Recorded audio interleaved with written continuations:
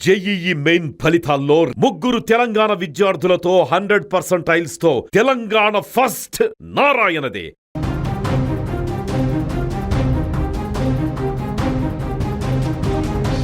పంజాబ్ సరిహద్దు ప్రాంతాలు ఉలిక్కిపడ్డాయి. బుధవారం రాత్రి కొద్ది గంటల వ్యవధిలోనే 2 కీలక సైనిక స్థావరాల వద్ద భారీ పేలుళ్లు సంభవించడం దేశవ్యాప్తంగా సంచలనం సృష్టిస్తోంది.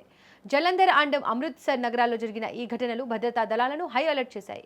శాంతి భద్రతలకు విఘాతం కలిగించేలా జరిగిన ఈ దాడులు ఎవరి పని అన్న కోణంలో ప్రస్తుతం దర్యాప్తు సంస్థలు విచారణను ముమ్మరం చేశాయి. మొదట జలంధర్లోని బీఎస్ఎఫ్ ఫ్రంటియర్ హెడ్ క్వార్టర్స్ లక్ష్యంగా ఒక పేలుడు జరిగింది. రాత్రి 8:15 సమయంలో ప్రధాన కార్యాలయం బయట పార్క్ చేసి ఉన్న ఒక స్కూటర్ భారీ శబ్దంతో పేలిపోయింది.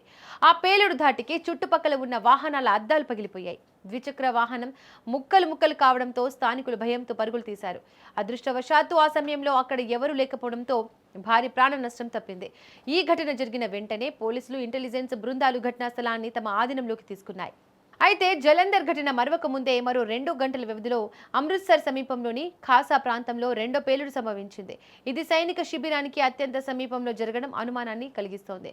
రాత్రి 10:30 సమయంలో సంభవించిన ఈ పేలుడు తీవ్రత చాలా ఎక్కువగా ఉంది. దీని శబ్దం దాదాపుగా కిలోమీటర్ దూరం వరకు వినిపించిందని, సమీపంలోని భవనాల గోడలు కూడా ప్రకంపనలకు గురయ్యాయని స్థానికులు చెబుతున్నారు. వరుసగా 2 సైనిక స్థావరాల లక్ష్యంగా పేలుళ్లు జరగడం వెనుక ఏదైనా ఉగ్రవాద కోణం ఉందా లేదా స్థానిక దుండగుల పనా అన్నది ఇప్పుడు మిస్టరీగా మారింది. ప్రస్తుతం పంజాబ్ వ్యాప్తంగా రెడ్ అలర్ట్ ప్రకటించారు. జలంధర్, అమృత్సర్ ఘటన జరిగిన ప్రదేశాల్లో ఫోరెన్సిక్ నిపుణులు క్షుణ్ణంగా తనిఖీలు చేస్తున్నారు. పేలుడుకు వాడిన పదార్థాలు ఏంటి, ఏ రకమైన ఐఈడీలను ఉపయోగించారు అనే అంశాలను విశ్లేషిస్తున్నారు. ఈ 2 ఘటనలకు ఒకే విధమైన పద్ధతిని వాడారా లేదా అనే కోణంలో పోలీసులు ఆధారాలు సేకరిస్తున్నారు. రాష్ట్ర సరిహద్దుల్లో తనిఖీలను కట్టుదిట్టం చేశారు. ముఖ్యంగా ఆర్మీ క్యాంపులు, బీఎస్ఎఫ్ కేంద్రాల వద్ద అదనపు బలగాలను మోహరించారు. నిందితుల కోసం గాలింపు చర్యలు ముమ్మరంగా కొనసాగుతున్నాయి.